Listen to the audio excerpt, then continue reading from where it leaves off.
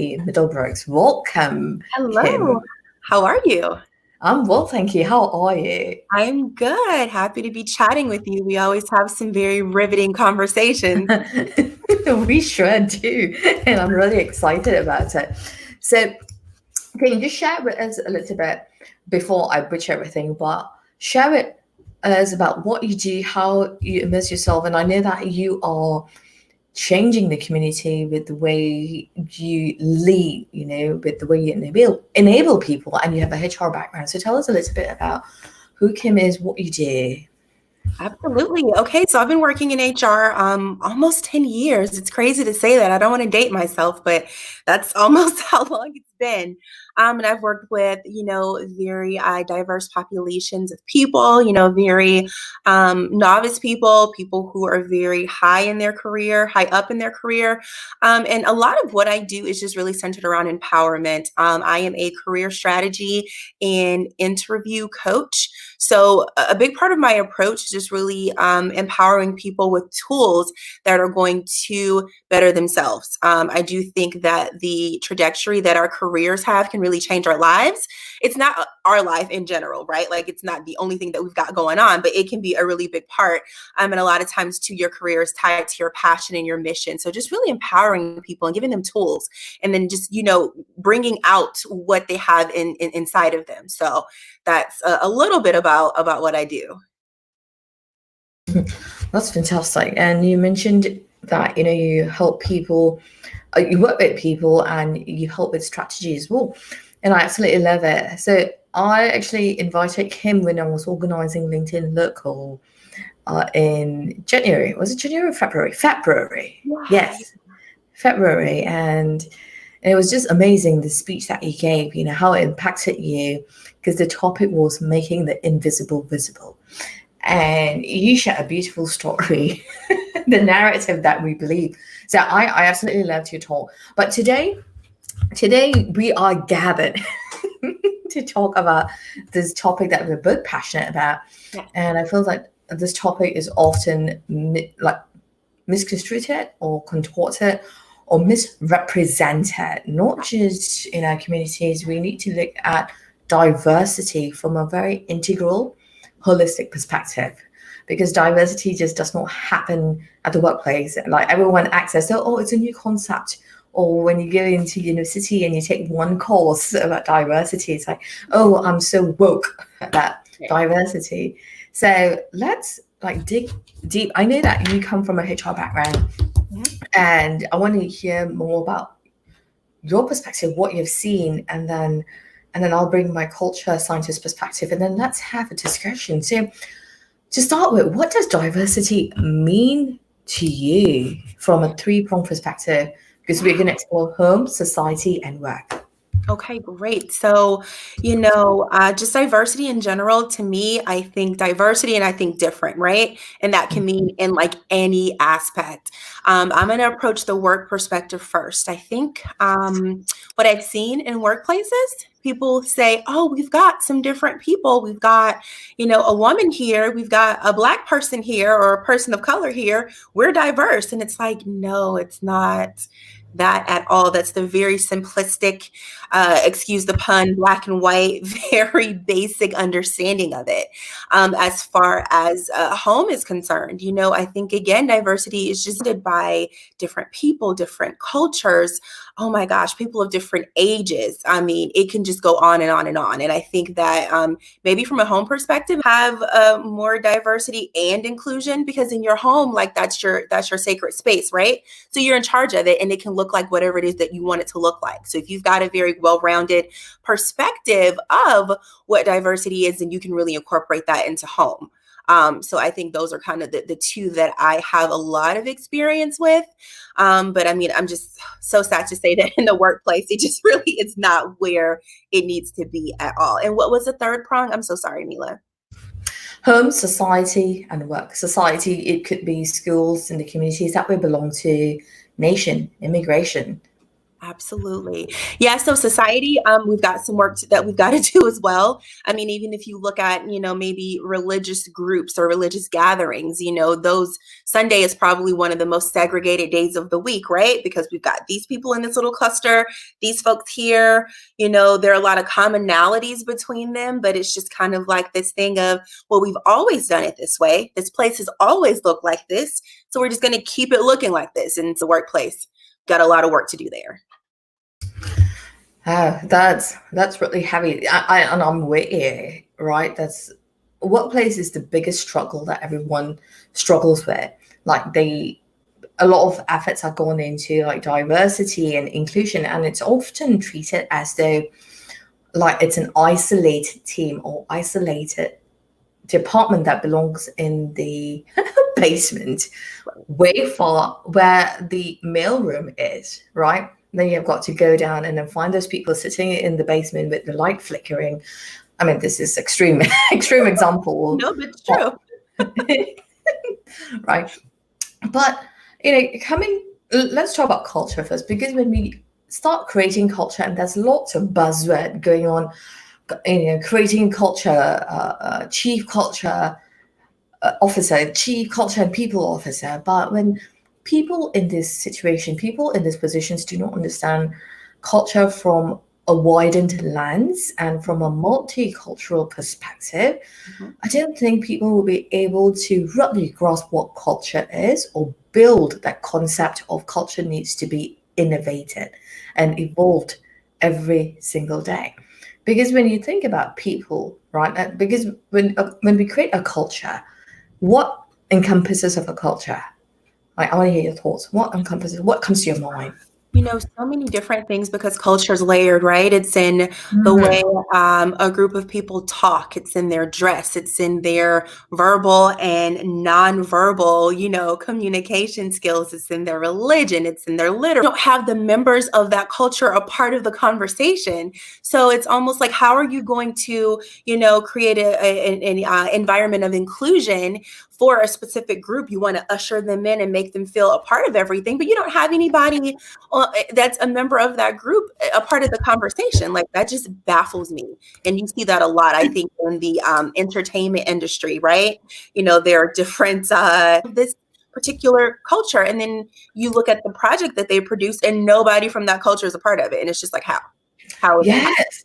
Yes. Oh my God. This is such a hot topic. Because I was reading, we learn so much about what diversity is, how diversity unfolds in different cultures. So I came across an article and a YouTube video that was produced in Singapore and another YouTube video that was produced in Malaysia. These two countries are melting pots, huge melting pots, right? They had the Portuguese invasion or, colonization, Portuguese, they had the French, they had the British, and they had a few more different colonizations happening. And then hence a multicultural melting pot in those two countries. And yet it's such a diverse country, and yet there's so much of segregation within the country. And this advertisement on YouTube, well, not an advertisement, it was like a short snippet documentary saying that how people of color, even if you're Asians, right? Like they will rank between how light is your skin. So the Chinese are lighter, then the Malays are darker, and then darkest. So that kind of like goes that way. And then they were talking about an advertisement where they were promoting a Malay festival, I believe, Malay festival. And rather than having a Malay lady wearing her, it's called baju kurung and the scarf, the hijab, they had a Chinese guy makeup, and over here it's called black skin, right? Yeah, putting on black skin, but over there it's called brown skin. So he painted himself as brown, and that was so discriminating. And people finally spoke up and saying, this is so discriminating. This is not diversity. Right. You don't need to paint yourself like have a black face or have a brown face, or in some cases like yellow faces too. You don't need to project that and say, okay, we are diverse. What is holding you back? Why are you so stuck in giving status? Well, that happens in every part of the world where when we do that, diversity is quickly erased. Absolutely. And it's baffling because even in the instance you just gave, like it's someone who was of that culture that could have definitely been a representative for it. But I really think a lot of it stems on control, right? And so you Mm, have to I think a lot of majority groups want to control the narrative just overall. So it's a lot easier for some of them to tell the story the way they like to tell it. And mhm. that's troubling within itself. But I mean, that just goes into a whole bunch of other things with like capitalism, all kinds of crazy stuff. But I think it's kind of a result, of that. Right. But no, that's really interesting. I mean, again, like I'm thinking of movies, and almost any movie you see that depicts Egypt, for instance, there are like non-Egyptian, non-minority, non-brown people playing Egyptians. And it's just like, where were you in science class? It's not even scientifically possible. Like, what's happening? So a lot of it I think is delusional. It's Right. very, very delusional. But I think, again, it's just kind of having that control over the narrative. And if a certain group tells the story, then they can tell it the way they want to tell it. So, we Right. gotta be able to tell our own stories. And this is known as the dominant voice, dominant culture, right? Even within diversity, you can label it as diversity and create a dominant culture by picking specific exclusive groups. I'm going to go to a comment that we received from Twitter, Ben. He says that we see this in the coding development world. It's still massively a boys' club on the job. This is so true, Ben. You highlighted a really great point. Startup culture says they are about diversity. However, we see segregation based on sex. This is another factor which is true, right? When people promote diversity, like Ben mentioned about the coding aspect of it, I used to work with Fortune 500 companies in tech companies, right? I was a technical program manager, and I saw the segregation between female coders and male coders, Mhm. right? Diverse, we STEM program, we want to include more women out Right. under the lens or under whatever the vehicle of diversity. And then you see opportunities given to male developers, or even when they're in a team, right? Where everyone is talking, the male can't kind of like stands up and say, and they'll start to mansplain. Oh, yeah. Well, so that's not diversity. When you feel that you need to have your voice and treat someone else in a very condescending manner based on your gender, that you are contributing to eliminating diversity, and you are creating that you're contributing. You are an active contributor to creating a singular culture. You're the culprit, right? And Exactly. it And becomes a people don't social. want to, Sorry, guys. no, I'm just saying people don't want to really admit to that. They don't want to say, hey, this is me. I am the problem. Even if you talk about inclusion, technically inclusion means non-exclusion. Like I'm including you because I'm not excluding you. But it also is a lot more that goes into that. Like I can have a party and I can invite you, but if I don't talk to you at all, if I don't interact, if I'm not friendly, if I'm not, inviting you to play games, I mean, you're there, Yes. are you really there? And so we really see that. Yeah, I do think in the coding community, it's definitely there. I think just in IT in general, it's kind of a boys club. I also work for an organization. I did some supporting with their HR and recruitment functions, and they were a physical security company. And so, I mean, I'm hiring people who are technical sales professionals and had other very niche skill sets as it related to like physical and like other types of security. And most of them were men. And I joined quite a few networking groups that were, for women that were in that industry, and they were few and far between. Before I left, I did actually hire a young lady for a very senior level position. And I was so proud of myself. For doing that, but she was a hard find because there just really were not many women. And of course, she didn't get the job because she was a woman, but I mean, she just so happened to be, the best candidate. But it was great. I mean, it's so many from a professional standpoint communities where women, we're novelty, you know? Sometimes I'll get recruiting orders and it's like, yeah, it'd be really great to find a woman. And I'm like, yeah, but are you guys going to play nice and include her? If I find her, what are you going to do when she gets here? You know, you're going to let her have a voice. What's that going to look like? Yeah, I love the point that you made, right? Where women are included and yet are excluded. And you bring up a great point, right? In a party where or in a surrounding, you invite everyone, but you don't invite someone to play games. That is such. I feel like that's petty tyranny. I call that petty tyranny. It's like it goes back to the playground situation. Think about the playground situation when you were a child. Whatever is happening at the workplace has happened in childhood, in someone else's childhood. And that childhood behavior carries on as an adult. So we need to rethink, who are we putting these leaders in positions, right? And how are we promoting them? And I love that example that you used. When we are in a gathering, do we invite someone else to play the games? I recall, I'm going to use workplace as an example, and then I'll go into schools as well. Workplace, I've worked with quite a number of companies where even like I hope right now I own a culture science company. When I go into companies to speak with middle management when they need help, I even see how they treat me based on how I look like, because I'm not a male, I'm not a white male. I'm a colored female saying I'm the founder of a company, saying that this is what you could do. So their ego kind of like clashes. Like, I've seen people treat me badly, saying they go in a defensive mode in email change, and the kind of lingo or narrative that they adopt is, come back to us and see if we need your help. That kind of chauvinistic machismo kind of persona that they take on. And it's so true when we talk about diversity, even in team buildings, right? Team buildings in workplaces, we create these team buildings, but only consult with people who look like us, who agree with us, or who are not kind, but kind of like nice to us because they do exactly what we tell them to do, because they want something out of us. And then you kind of like dangle a carrot, do this and I'll take you to that. That's social exchange bias, right? Exactly.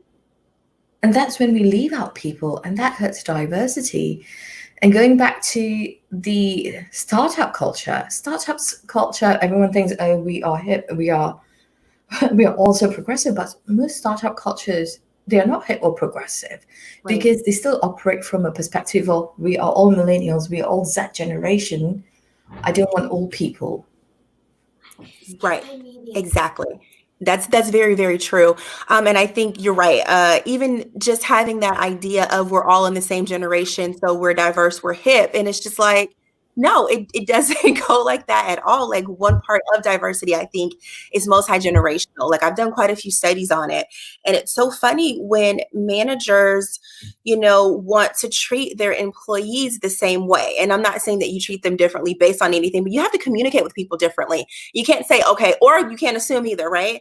Because I hear this new thing now and people are like, oh yeah, blah, blah, blah, boomers this, boomers that. And it's like, yes, some boomers are pretty hip. Some of them are with the times. And so you can't necessarily look at their generation and have an assumption about it. You can take it into consideration when you're talking about the way you communicate with them, the way they perceive certain things. You can kind of say, okay, from their perspective, they look at it like this. So I'm going to come at the conversation from this aspect. So it's a lot of differences there, but no, generational ones, you're so correct. I think we want to lump people all in together, and especially with startups. I mean, when you look at startups, who do you see? Millennials. That's it. It's not, Right. they're not diverse. And it's so funny because they're like, oh, we're hip and cool. And it's like, you might be, but no, that's not how that goes. And I want to highlight this really good point, because you mentioned about the millennials, hip and cool. Just because you have this preconceived notion, I don't know where you received this notion. You, as in like people who have this notion, where people who are 40 and above are useless. You need to erase that mentality. That is a millennial, that is a Z generation in every generation. There's a baby boomer in every generation. There's a Zennial in every generation. There's an X generation in every generation. People's mindset differs based on how exposed they are, on how they have immersed in diverse environment. Which part of the world are they from? So I've seen so many mindsets in the United States where they are so caught up with putting people in boxes. 40-year-olds, no, they're useless. They didn't get technology, right? Like Snapchat people, Mark Zuckerberg, those people are not Zen generation, right? It's like, but they have contributed to creating technology. Who's that? Steve Jobs. I was like blanking out. Steve Jobs. He created Apple that everyone is like so addicted to it right now. He's not a millennial. He's not a Zen generationer. Right. So we need to start rethinking our culture, how we truly embrace diversity. I want to go to a comment really quickly by Ban. He says, I firmly believe women developers offer a perspective not shared by men. That's so true. Yeah. That's so true. Going back to your point, Kim. Yeah, exactly.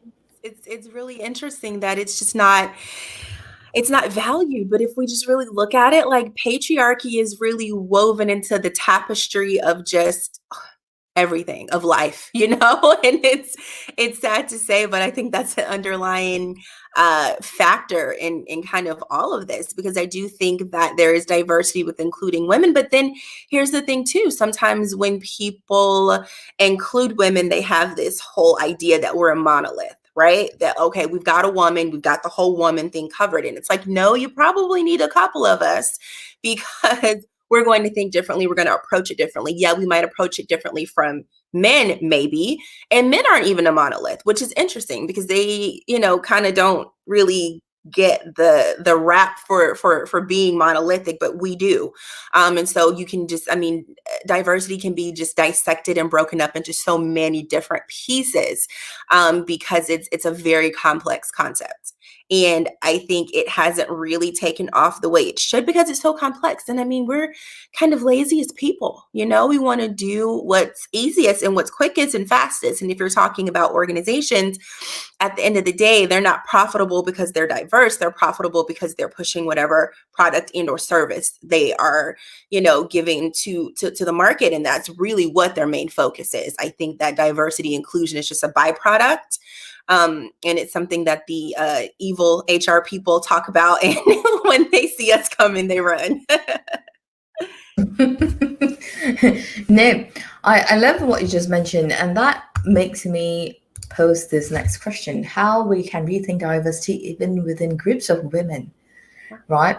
Because like women are trying to get up to that space of I need to be included, I need to have a voice, please represent me. Right. And then when we do have a group of women where I hear a lot of buzzwords like boss babe, what lady boss, and all of that hashtags and whatnot, but there's no diversity. All I see are white female of a very certain age group. Right? Where are the rest of the people? Where are the rest of the women who are not in your same age group, who are not blonde, who are black hair? Asians, different people of color, where are they? So I'm very passionate about this topic. So I want to hear your thoughts first. How can we rethink diversity even within groups of women? Well, yeah, kind of to my point before, just realizing that women are not a monolith. And something you really brought up that just really sparked an idea in my head. I think even from a maybe communication perspective or from a personality perspective, we don't look at diversity in personalities, right? And so to your point, excuse me, we think, okay, I'm an entrepreneur, so I've got to be a certain way. I've got to be like the super person that has it all together, or I'm a career woman and I don't necessarily have a life outside of my career, but like I'm dominating. And it's interesting because you don't see a lot of differences there. You might have somebody that might be a mom or someone that might be single or someone that might be this or that, but it's just not extremely representative. And I think because our ideas are limited about what an entrepreneur is, what a boss is, how you really run things, I think we only think of one way to do it. And it's some of everybody that is, successful and that has, their stuff together and that's doing what they've got to do. They just don't all look the same and they're not all the same type A kind of personality too. So I think when we think about rethinking diversity within groups of women, we've got to kind of bring in that personality piece as well, because we can all be different and still all get our stuff done. I love that you mentioned the personality piece, right? Because when women are already struggling to have their voices heard, to have a space at the table, but it's not the table. Also, when we rethink diversity, we need to get rid of the bloody table. Stop saying have a space on the table, create your own space on the table. Get rid of that bloody talk. Oh my God, I feel like stop it. Stop the bloody hell. Don't create a table. Why must it be in a room? Go out to the open space and see how many people you can fit. Yes. Why are you keeping it on the table? Most tables can only fit 4, 6, 12. Why are you limiting it? That's not diversity. Why are you limiting it inside a room? Go outside. Go outside and see how many people can you fit in your environment. So that's number one. I had to get that off my chest. But that's the point, right? Because I think if you just think about the way people think in general, a lot of people have abundance. So there's only so many opportunities for us. We can't each have our own lane. We're competing for lanes. And so to your point, if we're able to just get rid of the table, just get rid of the building, go outside, see how many people we can attract, we're going to find more. But I think it's ingrained in certain people. And it's a lot of the programming that we kind of go through to where there's only one best and there's only one way to do things. And you got to fit in that mold to do it. And that's just the complete opposite of diversity. That's the complete opposite of inclusion. That's how we think. And so I think that's kind of where that table metaphor comes from. And the more we push back and the more we rally together and say, we're going to get an axe and we're going to chop this table up and make firewood out of it, then, that's when we're really going to get somewhere. Just get rid of the table altogether. Yes. And we have another comment from Hollis Cam. He said, amphitheater. Yes, exactly.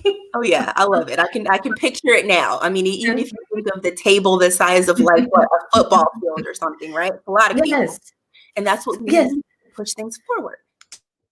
Yeah, think about the football field or soccer, whatever that you call it, right? It's not like, okay, I'm going to play this in a small game, but it is available to so many people to come and sit and look, right? And that's exactly how it should be. I mean, it's still a stadium, but still. Right. Expand the space that you are in to rethink diversity. And there's another layer that goes on where you mentioned about the scarcity mindset, right? People not wanting to stay in their lane. It's a competition, right? The minute we adopt that scarcity mindset, it's a competition. I think a lot of people operate from a space of fear, operate from a space of this is mine. I am the only one, because we have been introduced to the narrative over and over and over again. How are you going to stand out? Stand out above the noise. How are you going to be top? I see this on LinkedIn, top voice, top video maker. I see this on YouTube as well, on Instagram, on Twitter, the top. You don't need to be at the top to make a difference, right? No. I love this comment. We all have crabs in the barrel. Yeah, no, that's totally it. He hit the nail right on the head, because that's what it is. And it's so weird too, because I think we get lost in the fact that we might be saying some of the same things, right? I'm not the only career strategist out there. You're not the only culture scientist out there. But the way you're going to say something is going to resonate with someone in a way that they might have heard it 30 times before. But the way you put it together, they're like, you know what? I get it. The same with me. Someone, might have seen someone that does what I do before or something, but they're like, you know what? I resonate with her. I vibe. I understand what she's saying. And I feel that we are not indoctrinated to think that way about ourselves, right? So I think some of this lack of diversity and inclusion sometimes is a lack of esteem, because you're right. We have a scarcity mindset. It's born out of fear. And, I can't control what I don't know. And so if I don't allow it into my environment, then I'm okay, because I have total control. And I think that's really what, from, I guess, like a psychological standpoint, is kind of guiding some of the lack there. Is just like, I can't control it if I don't know it. So let me just not get to know it. And it's a disservice. It truly is. I like what you mentioned about, not everyone resonates with your voice. Yes, I'm not the only culture scientist at that. Yes, you're not the only HR strategist or expert out there. You're not the only coach out there, right? And you hit on a very, very good point. Not everyone resonates with you. Those people who resonate with you will come to you, because everyone has got a way of delivering that message, to your point, right? And that's so true. But at the same time, that we should not hold that as an excuse to say, I only resonate with this person, so I'm not going to listen to this person. We should constantly challenge ourselves, because that's what happens in our communities. In schools, it happens in schools as well. I don't like this classmate of mine. I don't resonate with him or her. I'm not going to include him or her. Even if, my professor put this person in my group for project, I'm just going to ignore. But diversity is also about accepting to disagree. It's also about accepting differences in opinions. Exactly. And that's really difficult too, because if we want to be the top and we want to be the best, we don't really care about what other people think outside of ourselves, right? And that's kind of where you see people kind of even compromising their integrity. And you see that a lot in society. You see that a lot in the workplace, because they want to be a part of the dominant group. And so if the dominant group is not including other people, then I'm not going to include other people. Although I really want to, although I really see the value in it, I'm just not going to do it because I want to fit in. So we've got that whole, kind of majority minority thought process, groupthink. You have that a lot in organizations. And if the group thinks this, even if I personally think something else, I'm just going to go along with the group. So, I think it takes a very strong person, strong in integrity, strong in mindset, and just strong in wanting to be better and do better. Because I think the more different perspectives you hear, and the more different voices you hear and you're around, your perspective becomes larger. And it's not as small, it's not as tight, it's larger. It's more inclusive, it's just better. And I think that's scary, because we can evolve into people that we don't know. So again, it goes back to fear also. I love that. Yeah, fear is, when you operate from a fear perspective, right? I like to call it the first degree of fear. I did research on this. First degree of fear. First degree of fear, that you're operating from a lens of insecurities, right? It's the what ifs. What if I'm not good enough? What if someone else takes it from me? And the scarcity bias comes into your point, right? But why must we have fears? I'm going to go back to the playground example too, because again, whatever that we are displaying at the workspace has been displayed in our homes, in our society, because it's not like we are Mila 5.0 at work and Mila 3.0 in my friends group. We are Mila. Mila is Mila. Whatever happens, Mila is Mila. Whatever happens, however that you behave, or however you think at work, you execute at work, is a mirror of how you do it in your society. It's a mirror of how you've done it in schools. Yes, people evolve, but then if that behavior is repetitive, then that has happened before. And I love this comment: marginalized communities marginalizing others. Oh, yes. Bravo. This is That's some good stuff. Yes, Hollis needs to come. Hollis is my friend. My friend. Hollis. It's so true that marginalized communities do marginalize others. I have experienced this first-handedly, not just in the United States, in different parts of the world, based on the color of my skin and based on me, of course, my gender. But it is so true that we continue to, disrupt someone else's ideas, like kind of like push down someone else and say, oh, you're not ready yet. The lingers that, or the narratives that people use is, you're not ready yet. You don't have experience. You don't have this expertise. Let me tell you people, no, that came off wrong, but let me tell you, expertise, when you say I am an expert, that means that's the death of you learning. There's a difference between I'm an expert and I know it, and saying I have expertise and yet I'm still learning. That's a difference. Exactly. It's almost like one has a period and one has a comma. I'm an expert, period. That means, okay, you can't tell me anything. I'm done learning. And I have expertise, comma. I know what I'm doing, but I'm open to more. I know that I'm always going to be learning. And it's so very interesting because you see more so of the expert period versus the expert comma. Mm-hmm. Yes, I so agree. Because I was having a conversation with someone a few weeks ago, and they said, I'm an expert. And she got really passionate. She got really, really passionate. I'm an expert. I know this. And then I said, well, I understand that you're an expert and you have 25 years of experience.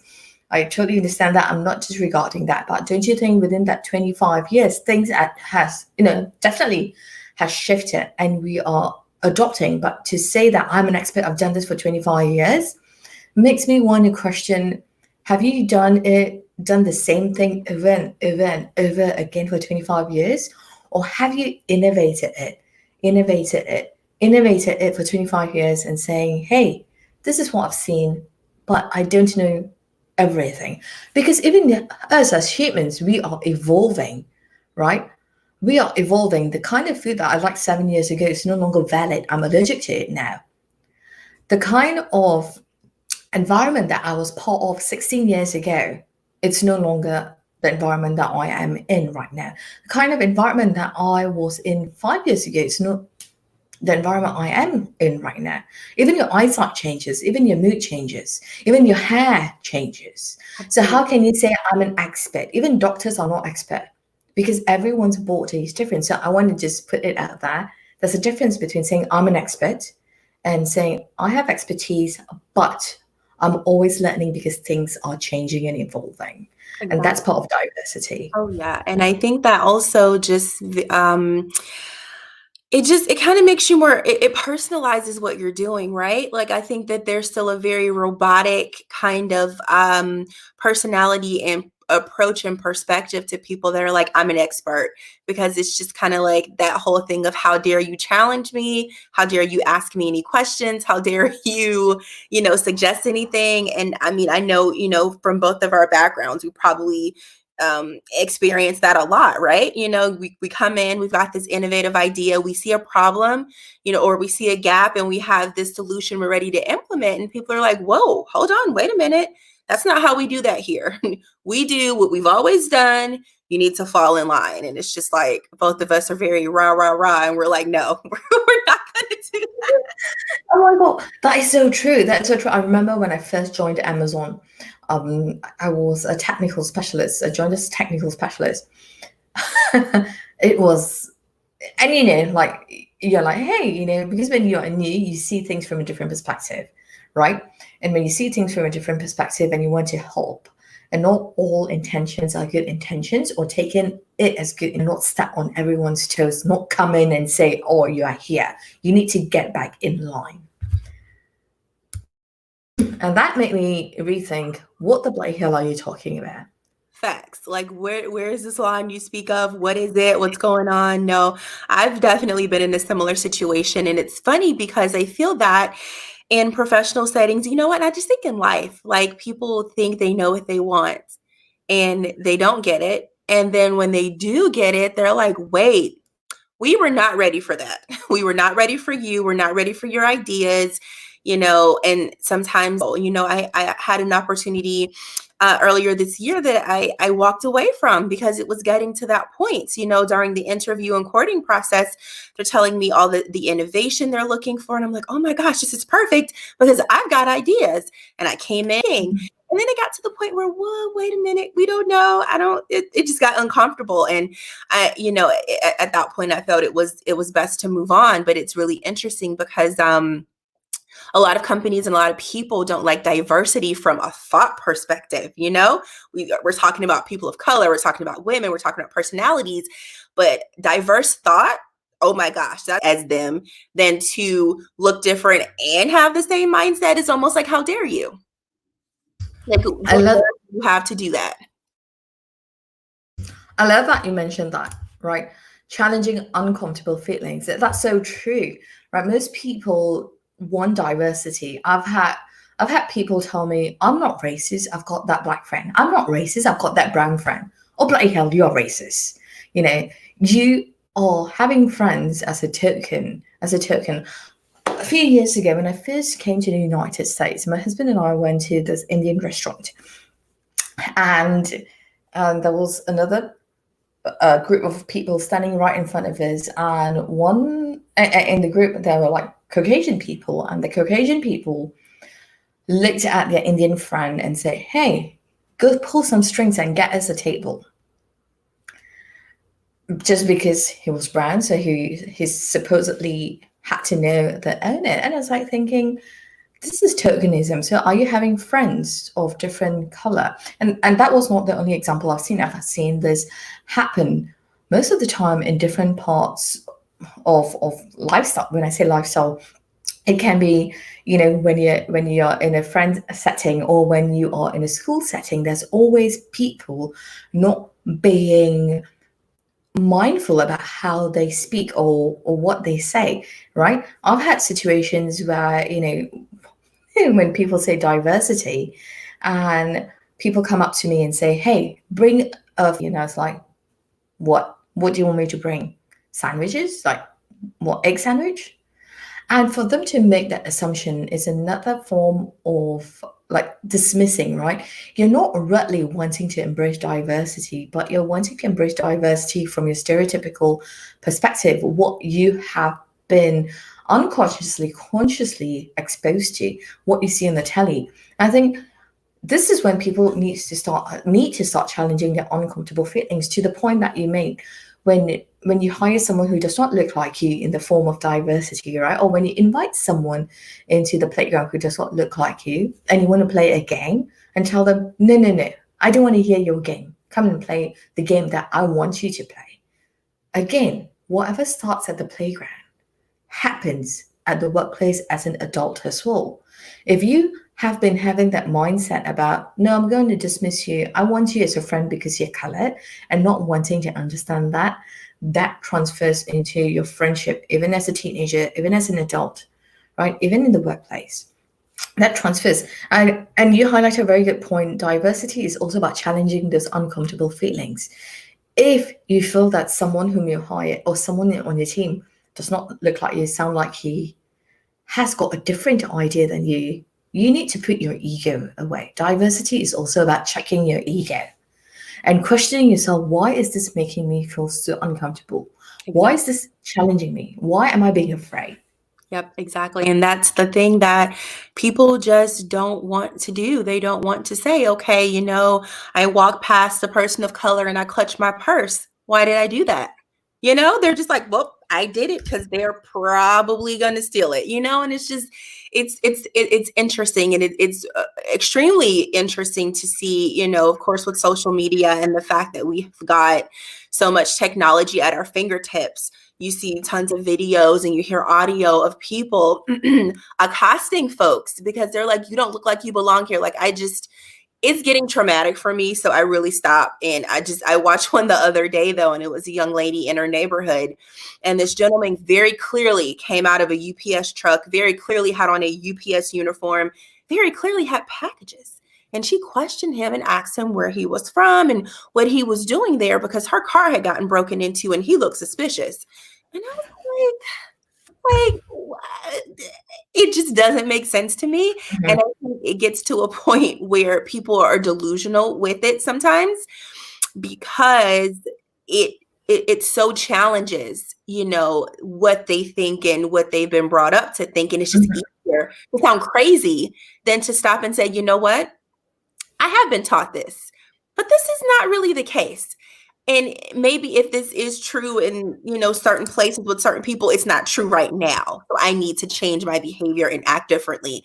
And it's just interesting to see the lengths that people go to protect that. If I'm not mistaken, I believe it's called cognitive dissonance. And so it's like you learn something and like it's almost physically painful for you to part ways with it. And you will just sound stupid and you will look stupid and you will do stupid things to protect it. And while in the workplace it's not as overt as that young lady, it can be a little more undercover, but you still see it as very covert. And you just know like that's what people are thinking. And they come up with this crazy stuff. And it's just because they don't want to part ways with what they've always done and how they've always thought. I love that. I absolutely love what you just said. Even at the workplace, right? It is so covert.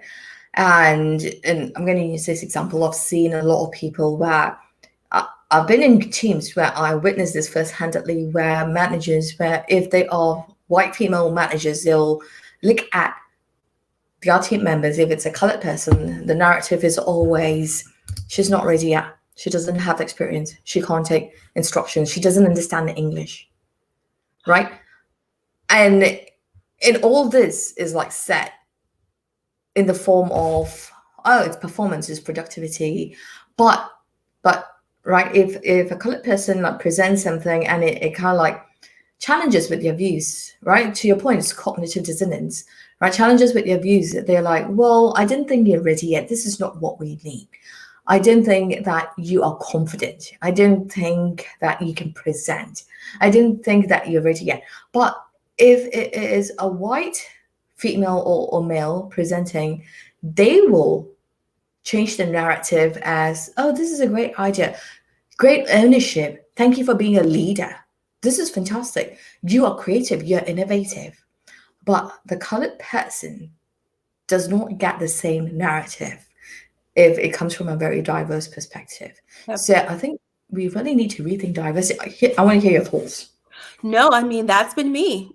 I've been that girl that had the ideas and did what I needed to do and was constantly told I wasn't ready. And when asked specifically what, it was always very general, And that's where I think that from an HR perspective, we can really do better and challenge people and really come up with some very specific things because there's so many very blanketed statements and blanketed concepts and policies in HR that people's bias can fall under. I mean, it's way too many.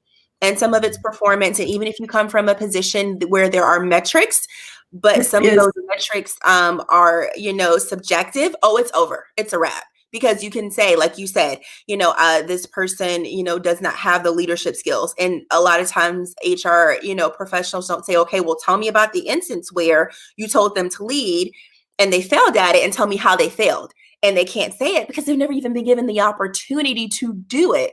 It's just their assumption of it. And again, it goes back to that, how dare you?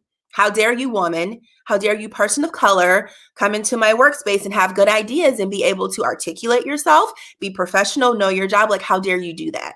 And I mean, it's just ridiculous, but it's there. And until we really change a lot of guidelines and policies and get very specific and challenge people, it's not going to change. I mean, people who work with me know that I challenge them. Okay, you want to put this person on a performance plan? Why?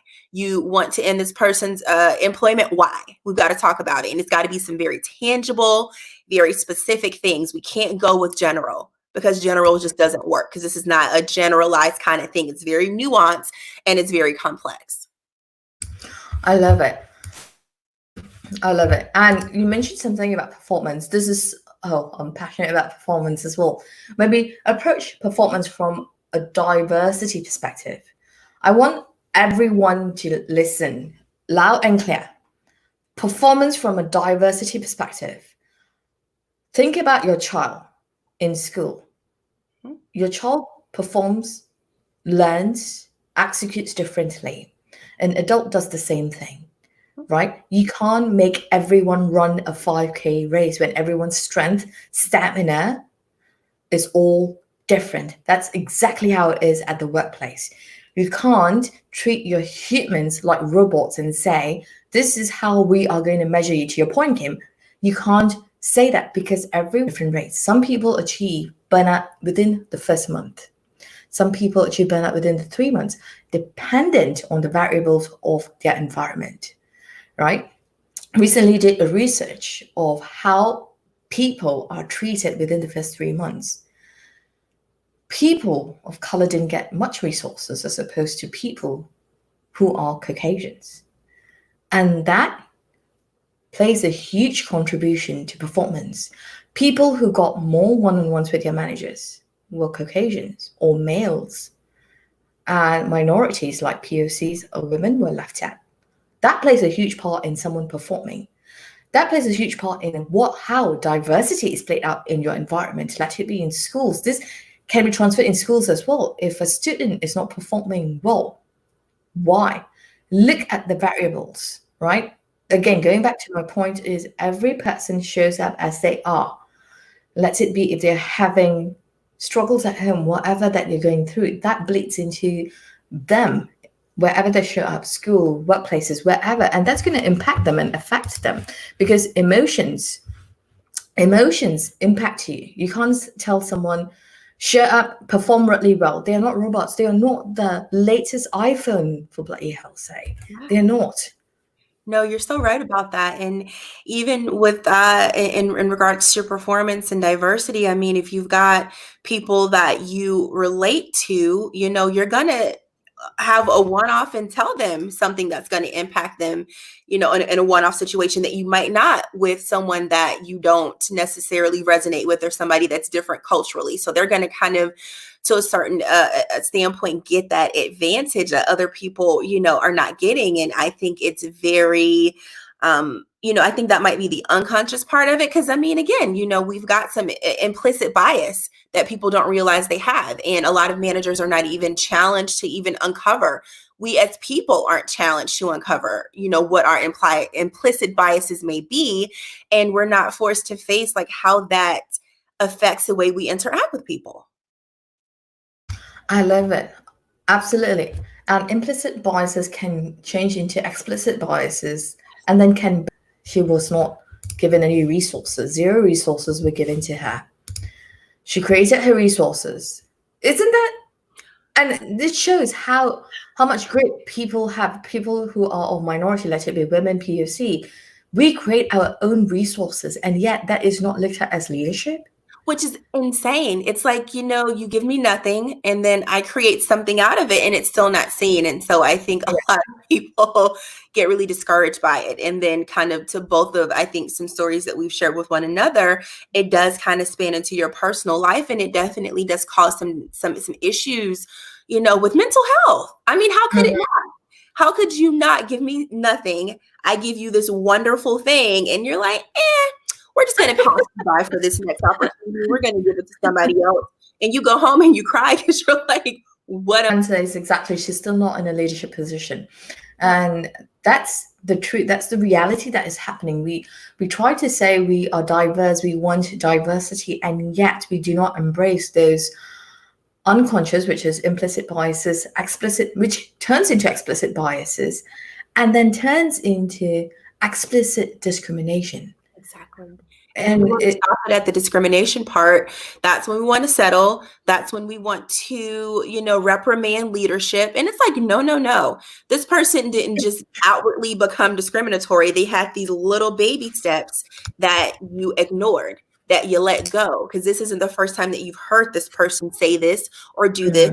Treat a certain type of person this way, but now it's an issue because it's tied to some type of monetary disciplinary action for your company. And that's the thing, like we've got to really get a hold of it because it's a very slippery slope and we've got to really baby step it and really just get to the root of it. Like I think you got to just get in there. You can't baby step around the stuff. You can't, have these little HR like conversations. Like, you got to get in there and be like, no, that was wrong. You got to be transparent. You have to, because otherwise it's not going to change. You've got to be able to call people out.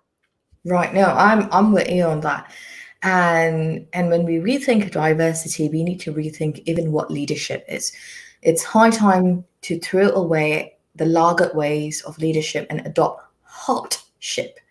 Everything comes from the heart, where we really think about people, value people regardless of how they sound like, how they look like, their age, whichever part of the world they are from, their thoughts.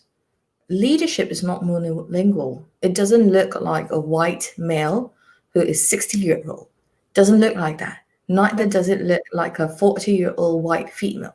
It can look like a 25-year-old colored person who is a software developer, who is a female, who is soft-spoken. Leadership is not about being loud, and diversity. That's the whole beauty of diversity. When you're exposed to different types of people, you know how to grow your skills as a leader, how to lead.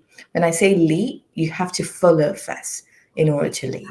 Exactly. And that's the thing that people forget. You got to be a follower, and you have to be an observer and a learner and a lifetime learner to really lead. And that's really what I love about you and your organization and what you stand for, because you do have to put that hardship back in leadership. And again, because of societal pressures and different things, we're leading with revenue. Like, that's what we want to talk about. When you hear about organizations, what's the first thing you hear about them? The revenue.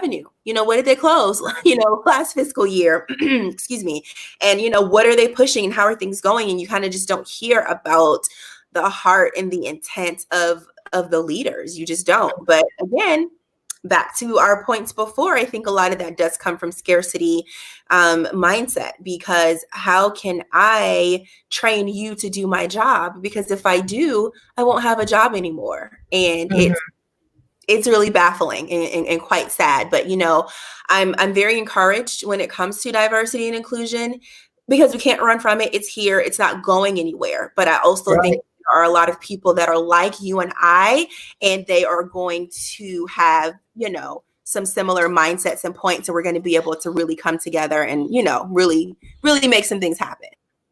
Absolutely. Yeah, absolutely. I'm all about rethinking diversity, because diversity is not an isolated team. It's an integral part of whatever that we are creating. It's an integral part of our society, of our homes, of our work.